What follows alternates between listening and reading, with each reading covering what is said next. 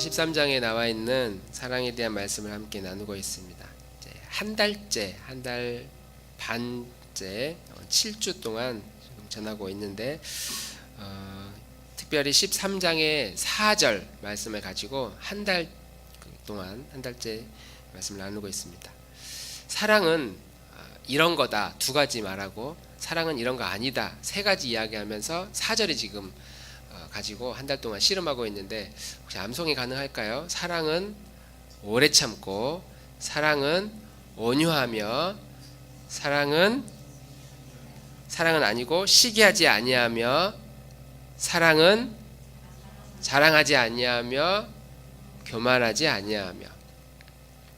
네, 엄청 잘 외우시네요. 두 가지는 사랑하는 것이고 세 가지는 이거 사랑 아니다 이야기를 이제 4절 동안 4절에 기록되어 있습니다.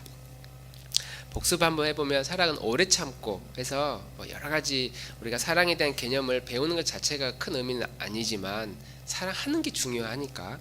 근데 사랑하려면 우리는 익숙한 방식으로만 사랑하지 올바른 방법으로 사랑하는 것이 익숙하지 않거든요. 그래서 성경에 나와 있는 사랑에 익숙해지도록 계속해서 마음속에 좀 새겼으면 좋겠는데, 사랑은 온유하다, 아니 사랑은 오래 참는다라고 할 때 뭘 참는다고 했는지 혹시 기억나십니까? 사랑은 오래 참는 건데 무엇을 참는 건지. 오래 참는다라고 하면 뭔가 꾹 참는다라고 그렇게 생각을 보통 하잖아요. 그래서 성경에 예수님도 사랑은 오래 참는다고 하셨으니까 내가 너를 보면 화딱지가 나지만 내가 참는다. 그러면서 꾹 참으면 이제 화병이 생기거든요, 우리 인간은. 그러나 인간이 꾹 참으면 병이 되지만 마치 기질적으로 인내하고 참고 또 온유한 그런 사람들이 우리 주변에 많이 있습니다. 특별히 보통 기질은 부모와의 관계에서 영향을 받는다고 하니까 엄마로부터 아빠로부터 사랑을 많이 받고 인정받고 칭찬받는 사람들은 확률적으로 성장하면서도 그런 좋은 기질을 가지고 살아갈 가능성이 매우 높습니다. 그래서 오래 참지 못하게 할 때, 오래 참지 못하는 그런 부당한 환경들을 만날 때 쉽게 우리는 분노하게 되는데, 그때 환경에 대해서 꼭 참는 것이 아니라 이 환경을 대하는 나 자신, 이걸 스스로 내 마음이 지금 어떻게 움직이고 있는지, 어떤 흥분을 가지고 있는지, 어떤 분노가 일어나는지를 자기 자신을 살펴보는 거죠. 그런데 이건 정말 쉽지 않은 일입니다. 익숙하지 않은 일이고 나 자신을 통제하기가 어렵습니다. 물론 기질적으로 꾹 참고 오랫동안 인내하면서 살아온 사람들도 종종 있지만 성경은 불가능하다고 말을 하죠.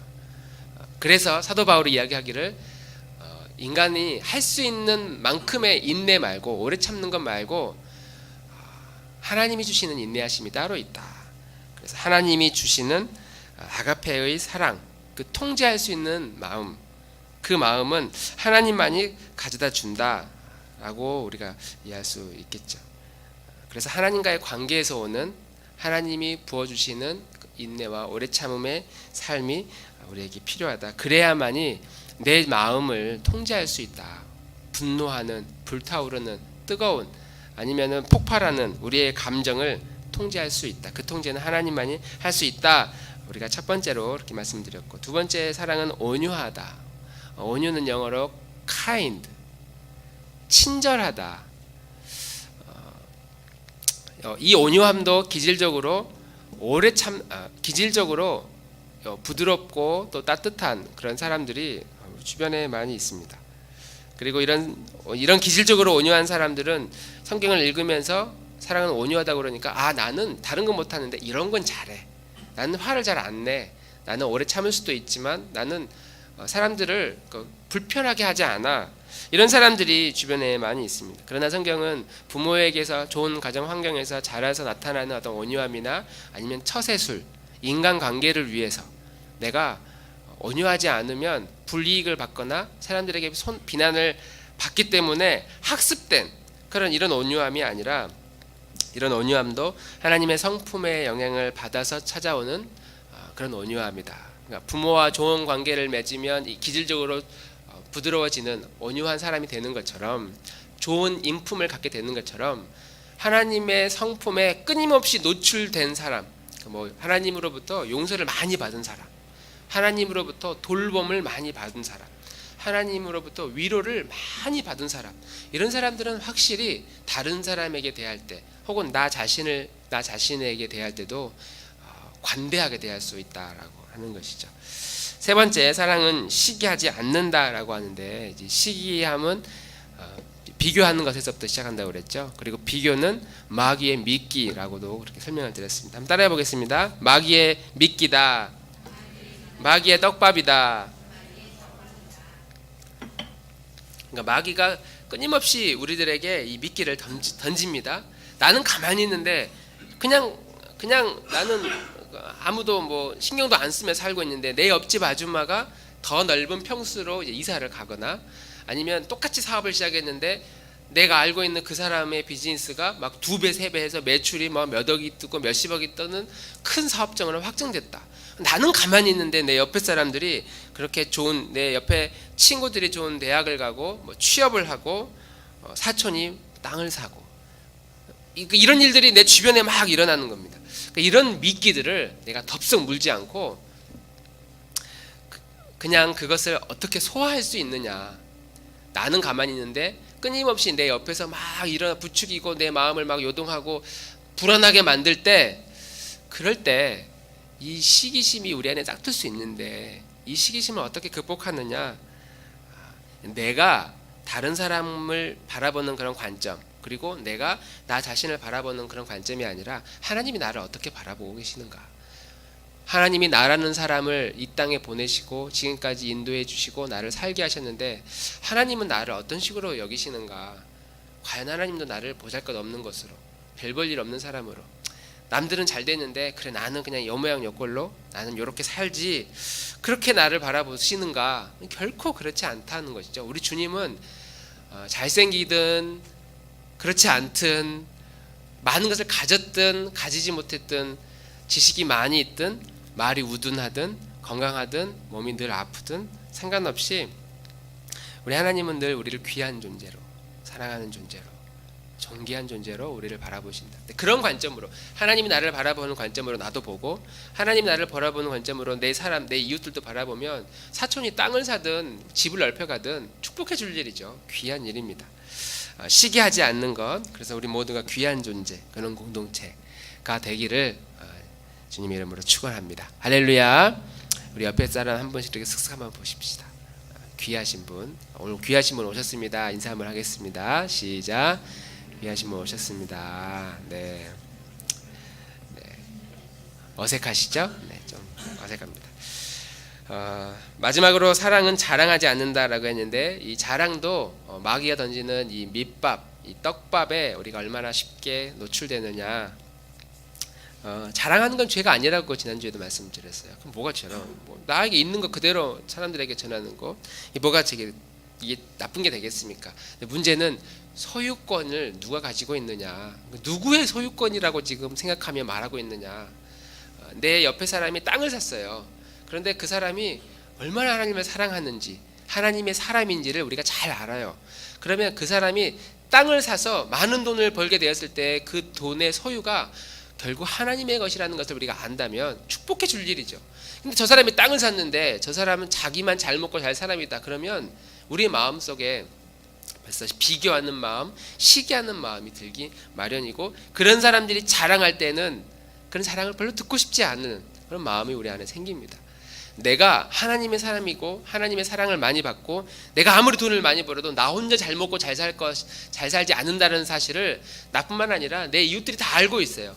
그런 사람들의 자랑, 이건 나의 것이 아니라 하나님이 이렇게 주셨다라는 그 고백을 할 수 있는 그런 자랑은, 주 안에서 하는 그런 자랑은 기쁨이죠. 그리고 우리는 그런 지체들을 보면서 시기하지도 않고 질투하지도 않고 축복해 줄 수 있겠죠. 어느 집 아들이, 어느 장로 아들이, 어느 집사 아들이, 어느 권사의 딸들이 뭐 이런 일들이 있었다더라. 그러면 교회 안에서 할렐루야 축복해주고 주부에 막 올려주고 서로 잘 됐다고 그렇게 격려해주고, 그런데 그런 믿음의 고백이 없는 상태에서 누구는 뭐 잘 되고 누구는 안 될 때, 누구는 주보에 올려주고 누구는 주보에 올려주지도 않고, 그러면 이제 교회 안에서 얼마나 이것 때문에 시기하고 싸우는지 모릅니다. 우리의 자랑은 그 소유권이 주님의 손에 있음을 늘 기억하고, 내가 잘 돼도 이건 하나님 거다, 내가 좀 안 돼도 하나님이 잠시 뜻이 있다, 이런 마음으로 우리의 삶을 바라볼 수 있는 은혜가 있기를 소망합니다. 마지막으로 오늘은 이제 교만하지 않는다, 사랑은 교만하지 않는다라는 말씀으로 이렇게 말씀 전하도록 하겠습니다. 교만은 우리 아시는 것처럼 죄 중에 죄의 왕이라고 할 만큼, 그 어떤 죄와도 비교할 수 없을 만큼 매우 심각하고 엄한, 하나님께서 가장 분노하시는 죄가 교만입니다. 그래서 우리는 내가 교만의 죄에 빠지지 않기를 늘 기도하고, 교만한 삶을 살지 않도록 노력하죠. 아우구스티누스, 우리가 어거스틴이라고 부르는 그 아주 매우 유명한 우리 기독교의 성직자 가운데, 기독교에서 가장 으뜸가는 덕목이 뭐냐라고 물었을 때 첫째는 겸손이고, 둘째는 겸손이고, 셋째는 겸손이다. 처음부터 끝까지 겸손만이 우리 기독교가 가지고 있는 최고의 덕목이다 라고 이야기를 합니다. 그럴 정도로 우리가 교만하다는 것은 버려야 할, 경계해야 할, 반대로 겸손은 그만큼 소중히 여기고 추구해야 할 그리스도인들의 덕목입니다. 교만함, 여러 가지 그 특징들이 있어요. 그러나 고린도전서 13장, 특별히 성경에서 나오는 이 교만함이 다른 사랑을 설명할 때 말하는 그 다른 기질과 좀 다른 점이 있다면, 교만은 반대되는 용어가 정확하게 있다라고 하는 겁니다. 사랑은 오래 참고, 사랑은 온유하며, 사랑은 시기하지 않는다. 시기하지 않는다의 반대말은 안 시기한다. 자랑하지 않는다의 말은 안 자랑한다. 좀 말이, 그런데 교만하지 않는다의 반대말은 뭘까요? 겸손하다. 다른 용어는 특별히 반대되는 개념이 없기 때문에 그렇게 하지 않기 위해 우리가 얼마나 애를 써야 되는가를 살펴보면 되는데, 시기하지 않기 위해 비교하는 거, 자랑하지 않기 위해 그 소유권, 그 고민을 해야 되는데, 교만하다라고 하는 이 교만하지 않기 위해 애쓰는 것만큼 중요한 건 그 반대되는 개념을 추구하는 것. 그러니까 내가 교만하지 않기 위해 떠오르는 그 개념을 겸손하기 위해 얼마나 노력해야 되는가. 그리고 겸손과 교만을 성경에서 같이 언급하고 있는 내용들이 잠언이나 욥기서에도 여러 번 나옵니다. 우리 함께 읽어볼까요? 잠언 22장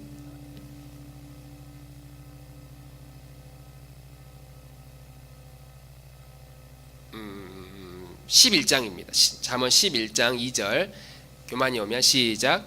교만이 오면 욕도 오거니와 겸손한 자에게는 지혜가 있는. 비교하죠. 16장 19절, 겸손한 자와 함께하여 마음을 낮추는 것이 교만한 자와 함께하여 탈취하는 것보다 나으니라. 18장 12절, 사람의 마음의 교만은 멸망의 선봉이요 겸손은 종귀의 길잡이니라. 아멘. 그러니까 겸손과 교만은 서로 마치 시소처럼, 교만하면 겸손을 잃고, 겸손해지면 교만이 사라지는, 이 두 가지가 항상 공존하는, 서로 갈등하는 그런 관계라고, 그런 갈등하는 관계라고 우리가 할 수 있습니다. 그래서 우리는 다 교만을 경계하고 겸손한 사람이 되기를 소망하고 꿈꾸고 있고, 그래서 교만하지 않기 위해 노력하는 것보다 겸손한 사람이 되기 위해 노력하는 것이 훨씬 더 중요하다는 것이죠. 배고프지 않기 위해 어떻게 참을까가 아니라 밥 먹으면 되는 것처럼, 겸손한 사람은 교만함에 대해서 두려워할 필요가 없다라고 하는 것이죠. 자, 그러면 겸손하면 우리가 성경에서 가장 떠오르는 그 중요한 인물이 예수님이라고 말할 수 있습니다. 그 어떤 분도 예수님만큼 겸손한 분은 없고, 지난주에 가장 자랑을 많이 했던, 그래서 인생 망쳤던 한 왕 이야기 했었죠. 히스기야 왕은 자랑하는 것으로 인생이 망쳤는데, 오늘은 함께 생각해 볼 그 그 인물이 예수님입니다. 예수님 외에는 그 어떤 분도 자랑하는 겸손한 분이 없고, 우리는 예수님의 겸손을 늘 배우고 예수님 스스로도 나는 마음이 온유하고 겸손하다, 나에게 배우고 나를 따르라고 그렇게 말씀을 하셨습니다. 그런데 우리가 예수님이 겸손하다고 하는데 사실은 예수님이 진짜 겸손한 사람은 자기 스스로 겸손한다고 말하지 못하거든요. 그래서 그것이 수많은 안티 기독교인들의 비난의 대상이 됐습니다. 예수님이 스스로 겸손하다고 하면서 사실 삶의 행동을 보면 겸손하지 않은 행동들을 굉장히 많이 하고 그런 언행들도 많이 하셨거든요. 그런데 예수님이 우리에게 보여주시려고 하는 그 겸손하고 우리가 일반적으로 생각하는 이 겸손함에 대한 그 성품과 그 태도는 좀 다르다라는 생각을 하게 되죠. 우리가 보통 생각하는 겸손함, 어떤 사람이 제일 겸손한가요? 우리 예은이가 생각할 때는 겸손하다라고 하면 보통 어떤 걸 겸손하다고 말하는 걸까요? 열심히 해서 장학금 받았는데 엄마 아빠가 막 축하해 준다고 수고했다고 그러는데 아니야, 더 잘할 수 있었는데 장학금은 받았지만 전교에서 수석은 못해서 이번 학기 올 A뿔은 아니어서 좀만 더 노력해서 다음에는 올 A뿔 받을 수 있지 않을까요 하면서 장학금까지 받았는데도 그것을 그렇게 대수롭지 않게 여기고 자기를 낮추는, 전혀 표정은 자기가 상관없는 이야기라고 지금 짓고 있습니다. 우리가 보통 생각하는 겸손함은 낮추는 걸 말하죠. 벼가 익으면 익을수록 고개를 숙이고 충분히 어떤 상을 받을 만한 자격이 있음에도 자기는 이 상을 받을 자격이 없다고, 그리고 정말 잘생긴 배우인데도 인터뷰하면서 사람들이 잘생기다고 잘생겼다고 그렇게 말을 하는데 어떻게 생각하십니까? 저는 제가 잘생겼다고 생각해 본 적이 없다고. 연기를 우리가 볼 때 정말 최고의 연기자거든요. 그런데도 나는 제 연기하는 제 모습을 볼 때마다 너무 부끄럽다고.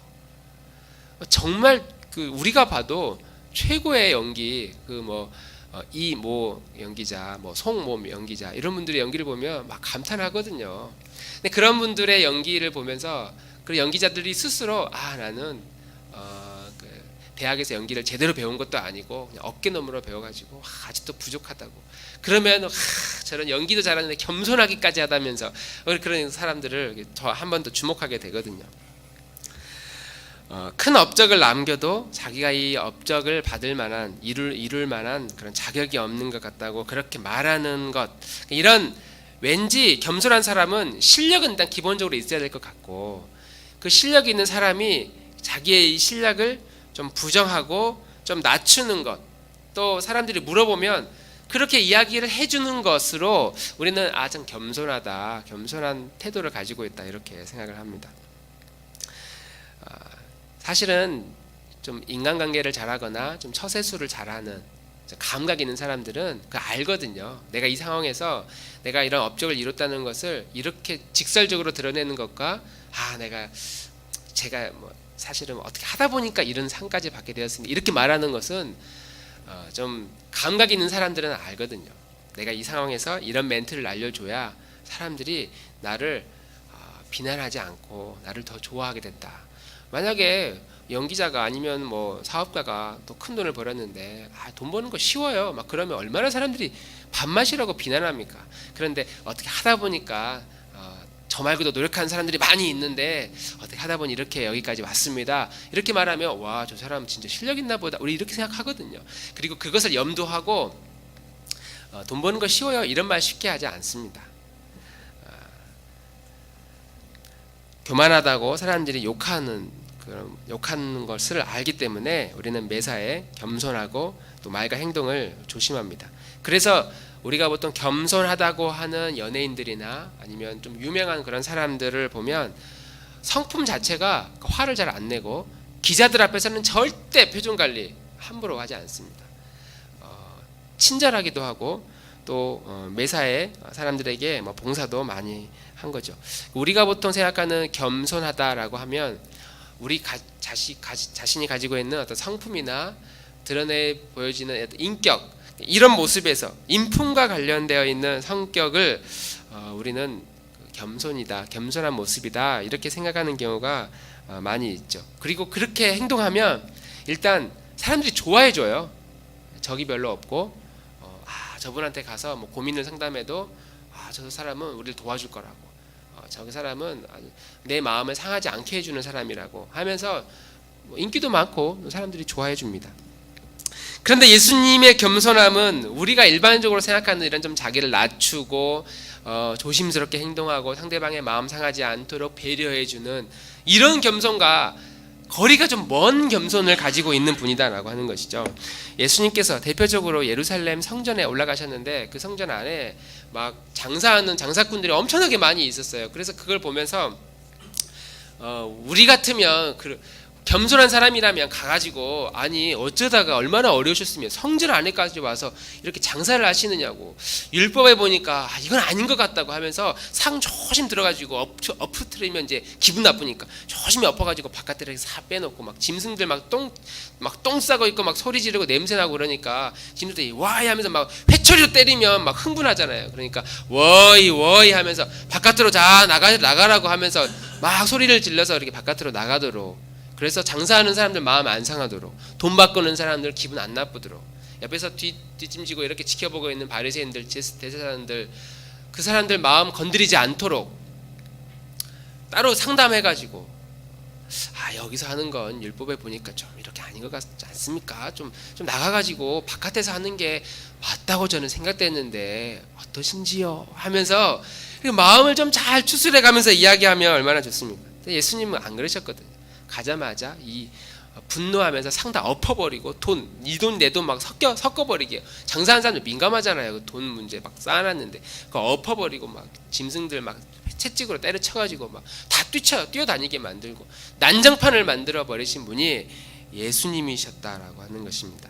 예수님은 성격적으로 아예 겸손한 게 아니구나, 성품적으로 막 사람들을 배려해주고 막 이해해주고 이런 분이 아니라 분노할 때에는 앞뒤 안 가리고 불같은 모습으로 자신의 신념을 드러내신 분이다 라고 하는 것입니다. 바리새인들이나 서기관들하고 대했던 태도들을 보면 대표적으로도 그럴 수 있죠. 바리새인들이나 서기관들한테 독사의 자식들아, 이 회칠한 무덤에서 아주 비난하고 분노하는 모습들을 쉽게 그 감정을 드러내셨습니다. 누가 우리 보고 야 이 독사 새끼들아 그러면 누가 우리 교회를 향해 막 저 교회 막 하면서 비난하면 기분 나쁘고 저 같아도 막 뛰쳐나가고 싶거든요. 어떤 막 XX 하면서 막 화가 나고 분노할 텐데, 한 사람이 다른 사람을 이런 식으로 극단적인 언어로 공격하는 순간 적이 생기거든요. 그것이 옳으냐 그러냐 이거 상관없어요. 일단 그때부터는 기분 나쁘면 싫습니다. 기분 나쁜 이야기를 남편이 하는 순간 더 이상 왜 기분 나쁘게 했는지 상관없어요. 그냥 기분 나쁜 거예요. 그때부터는. 예수님께서 이렇게 극단적인 표현들을 많이 하셔서 적이 많이 생겼습니다. 오히려 바리새인들을 향해 성전의 그 장사꾼들처럼 좀 부드럽게 상도를 이렇게 엎어뜨리지 않고, 바리새인들을 만나가지고 아니 당신들이 그동안에 나라 민족을 위해 종교적으로 얼마나 좋은 일을 많이 했습니까? 제가 그거 다 알고 있다고. 그런데 이렇게 광장에 서서 막 사람들 다 듣는 데서 기도하는 건 이건 좀 아니지 않나요? 하면서 막 농담도 해가면서 사람의 마음을 그런가? 내가 좀 과했죠? 좀 과한 것 같다고. 이렇게 하는 것도 좋을 것 같다고. 그렇게 하면 그 사람도 사고 문제도 해결하고 얼마나 좋습니까? 근데 예수님은 그런 문제들을 볼 때 특히 바리새인들과 서기관들을 보면서 분노하셨어요. 그러니까 성격적으로 예수님이 막 온유하고 부드럽고 배려해 줄 줄 아는 그런 겸손한 분이 아니시다. 나는 마음이 온유하고 겸손하니 나에게 와서 나를 배우라고 하신 그 겸손은 그런 우리가 인간적인 처세술과 관련되어 있는 겸손함이 아니다. 사람들에게 교만하다는 말 듣지 않도록 친절하게 살라, 이런 의미가 아니다라고 하는 것이죠. 예수님이 이 땅에 오셨을 때 겸손하기 위해서 그 말구유에서 태어난 건 아니거든요. 예수님이 사람들에게 겸손하게 비춰지기 위해 어린 나귀 새끼를 타고 예루살렘으로 올라간 건 아니거든요.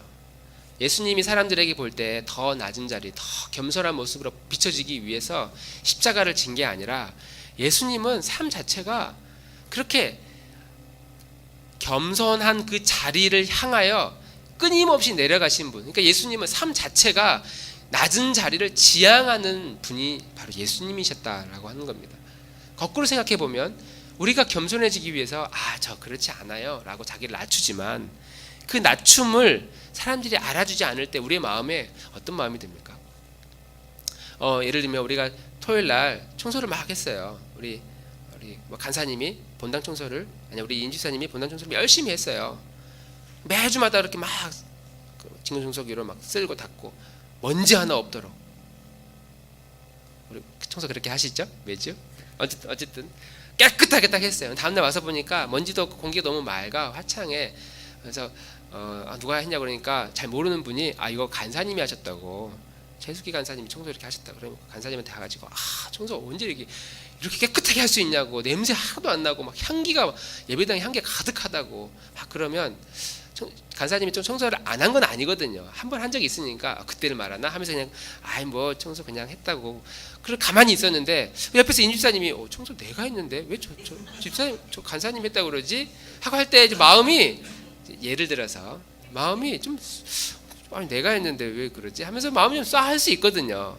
그러니까 우리의 마음의 이 겸손함이란 내가 아무리 자기를 낮추고 사람들 없는 곳에서 음지에서 사람들을 위해서 봉사하고 섬긴다고 하더라도 그걸 아무도 알아주지 않으면 마음이 불편하거든요.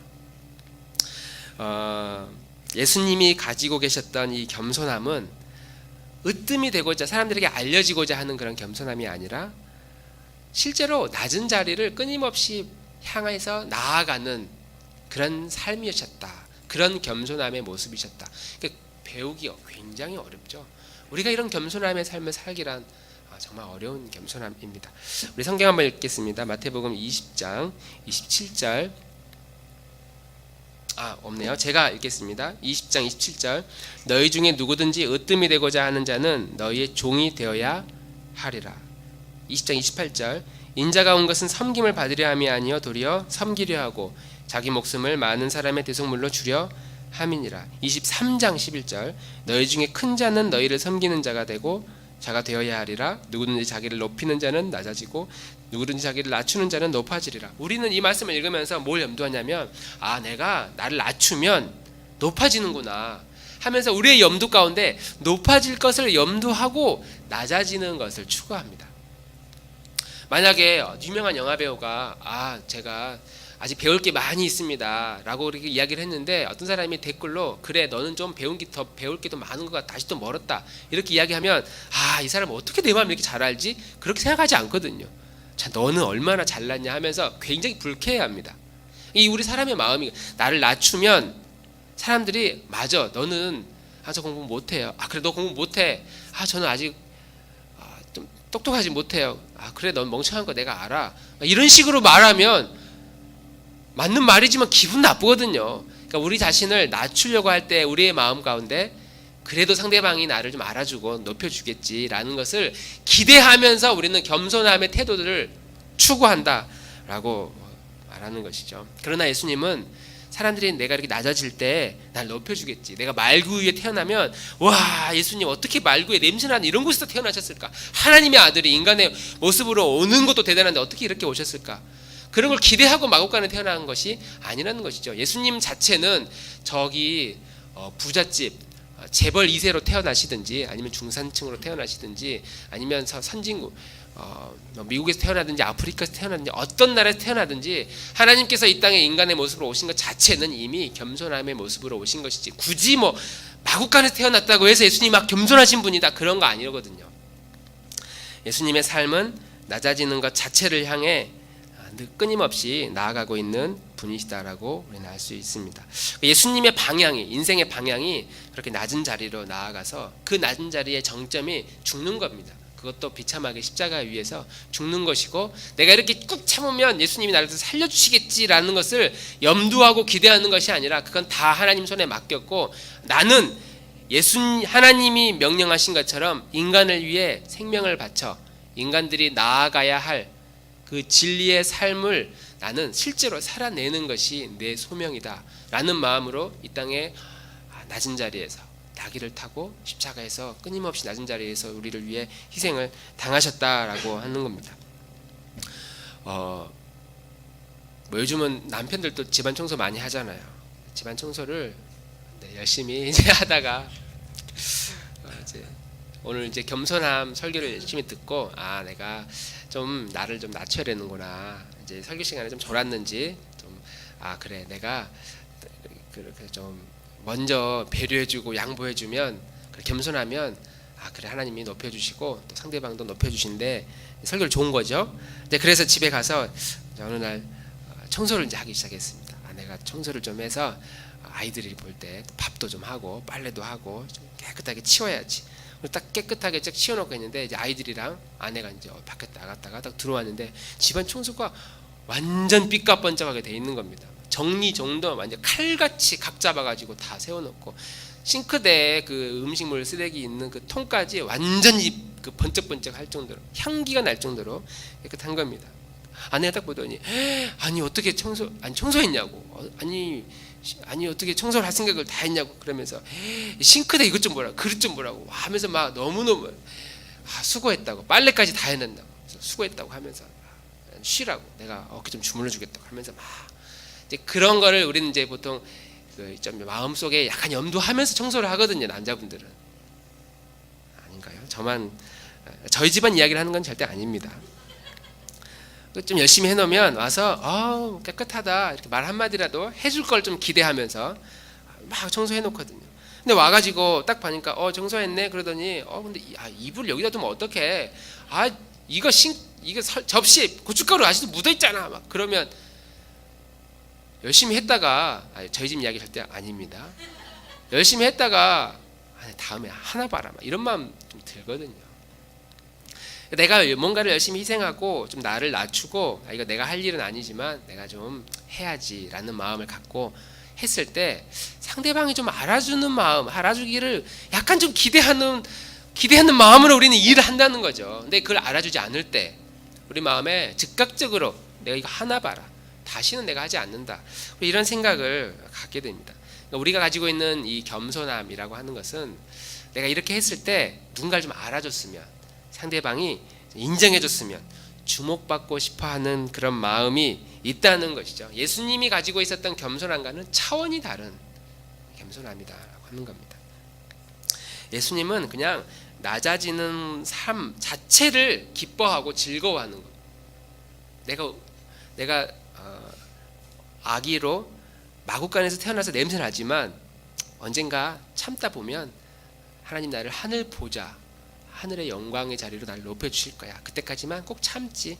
알아주는 날이 있을 거라고 믿고 그게 아니라 예수님은 그냥 그 낮은 자리 그래서 정말 서민들 가난한 사람들 잠잘 곳이 없는 사람들 그런 곳에서 바로 옆에서 같이 있으면서 먹고 마시고 대화하고 창녀와 세리들 바리새인들이 유대인들이 가까이 하지 않는 손가락질하고 비난하는 사람들 옆에서 같이 밥 먹고 마시고 먹고 즐거워하는 그리고 마지막에 율법 하나님의 말씀에 어긋난 행위들을 할 때에는 분노하면서도 그럼에도 불구하고 그들을 위해 모든 이 땅의 인간들을 위해 십자가를 지셨던 삶 자체가 겸손한 자리를 향하여 나아가는 모습이셨다라고 하는 것이죠. 그런데 우리는 겸손하긴 겸손한데 내가 왠지 손해볼 것 같으면 거기까지만 겸손하고 내가 겸손하지만 이것 때문에 불이익을 받을 것 같으면 거기까지만 겸손하고 내가 고통을 받을 것 같으면 여기까지만 해야지 이런 마음으로 쉽게 브레이크를 잡는 흉내내는 겸손함이다라고 말할 수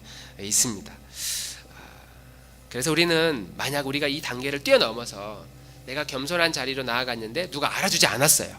내가 선한 일을 했고 인정받을 만한 일을 했는데 아무도 그것을 알아주지 않고 인정해주지 않았습니다.